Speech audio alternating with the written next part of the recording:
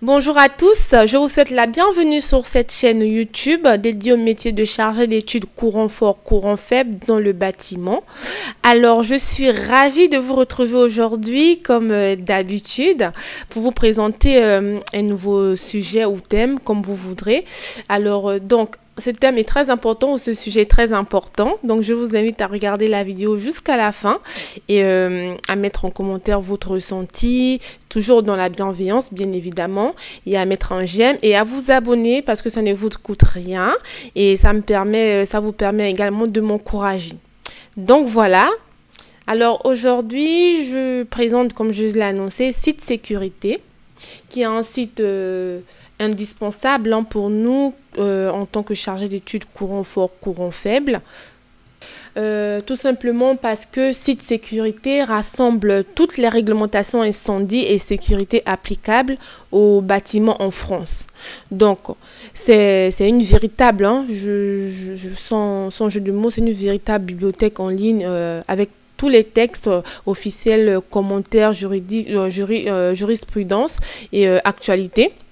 Et on a également un moteur de recherche sur le site. Donc, on va aller directement sur le site pour que je vous le présente. Alors, bien évidemment, on part sur le moteur de recherche Google ou Ecosia, comme vous voudrez. Donc, Site Sécurité. Site Sécurité.com. Donc, vous allez directement sur le premier lien qui est affiché. Donc là, on est sur la première page du site. Bien évidemment, on a plusieurs onglets. Nous avons l'onglet recherche où vous pouvez directement rechercher un mot ou un thème. On a l'onglet web application, pardon. Alors, je ne vous l'ai pas dit, mais le site, il y a une version payante et une version gratuite. La version gratuite est largement suffisante, mais après, je pense que la version payante est encore mieux. Donc, ça vous permet d'avoir les mises à jour des réglementations et être à jour sur les différents sujets liés au bâtiment. Donc, je vous conseille, si vous pouvez, si vous avez les moyens ou si vous êtes dans une entreprise, vous demandez à avoir accès à l'abonnement. Donc, voilà. Donc, vous avez la boutique en ligne. Donc, boutique. Je pense que la boutique, vous pouvez acheter. Voilà, vous avez plusieurs documents qui vous sont proposés. Ensuite, nous allons repartir sur le site, sur la page, le portail principal. Donc après, là vous avez le petit onglet abonnez-vous, bien évidemment. Après, ce qui nous intéresse ici, donc je vous laisserai regarder un petit peu, creuser un petit peu pour vous familiariser avec le site. D'ailleurs, même pour rappel, moi dans mes vidéos, je vous présente les grandes lignes, des grandes lignes parce que je ne fais pas un cours.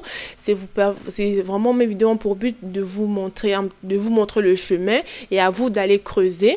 Voilà, donc c'est vraiment le cœur de notre métier, savoir aller chercher les informations. Donc moi je vous donne des pistes, mais c'est à vous d'aller regarder, creuser. Et si vous avez des questions sur les sujets que j'aborde dans mes vidéos, à vous de les mettre en commentaire et en échange au besoin. Donc voilà. Donc, nous avons le premier onglet ici qui est le portail entre guillemets pour les ERP, établissements recevant du public. Je vais d'abord balayer l'ensemble. Après, on a un autre onglet qui est l'onglet IGH, immeubles de grande hauteur ou de moyenne hauteur. Donc, ce sont vraiment des grands immeubles, des bâtiments de plusieurs niveaux. Ensuite, on a la réglementation, donc l'onglet bâtiments d'habitation. Il faut savoir que les bâtiments d'habitation et les immeubles de grande hauteur, ce n'est pas la même chose. Les bâtiments d'habitation, c'est vraiment les bâtiments où les gens y logent, ils connaissent les lieux. Et les bâtiments de grande hauteur peuvent être des bâtiments type, peut-être hôtel, on va dire, mais qui ont vraiment une grande hauteur. Donc, je vous montrerai dans une prochaine vidéo à quel moment on parle de immeubles de grande hauteur, à quel moment on parle de immeubles d'habitation, entre guillemets, ou même de ERP. Donc, on a ensuite l'onglet ERT, donc établissement recevant des travailleurs. Ensuite, les ICPE, donc installations classées pour la protection de l'environnement. Généralement, ce sont des usines, je pense, si je ne me trompe pas. Mais c'est pas mon cœur, je n'interviens pas sur ce type de bâtiment, mais c'est bon à savoir. Après, on a les autres bâtiments, donc les autres anglais, donc le dernier anglais, pardon, qui est camping, air extérieur, grand rassemblement, donc voilà.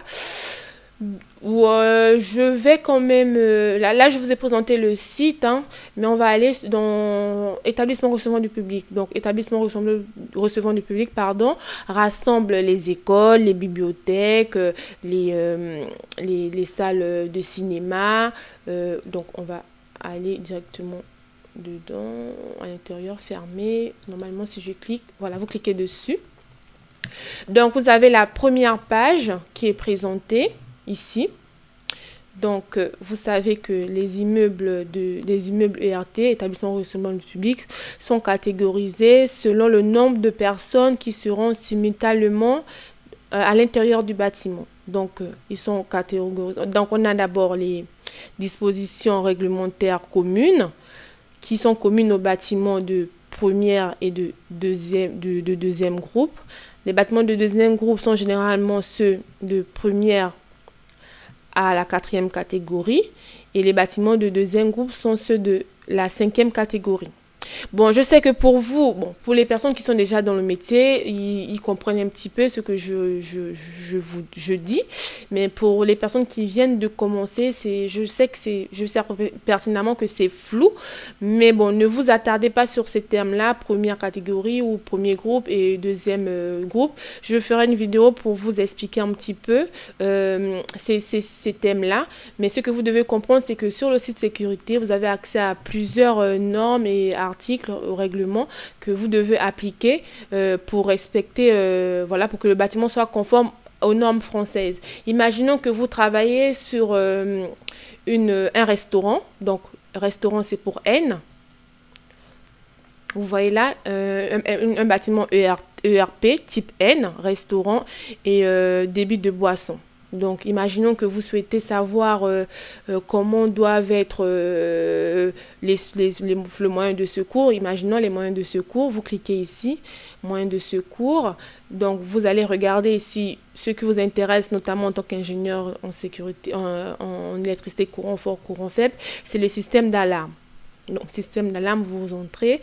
Ils vous disent les équipements d'alarme sont définis à l'article MS 62. Donc, article MS62, vous repartez sur le site sécurité, vous allez lire ce que dit l'article MS62, moyen de secours. Donc, vous allez chercher MS62, système d'alarme. Donc, 62, c'est ici, classement.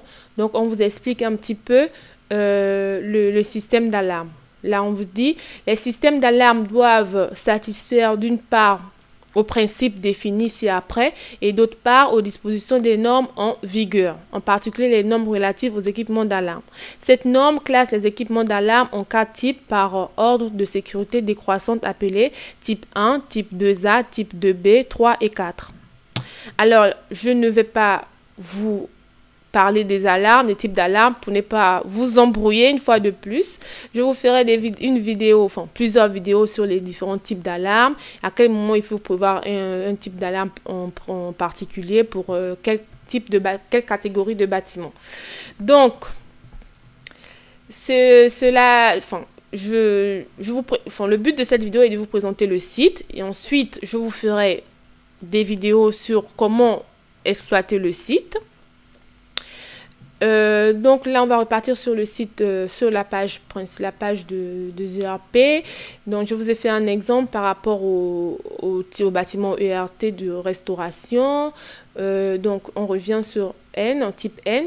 Donc, si vous voulez avoir des infos sur le désenfumage, comment désenfumer votre bâtiment, vous allez dans l'onglet désenfumage. Vous lisez tous les articles relatifs au désenfumage, c'est là, N10.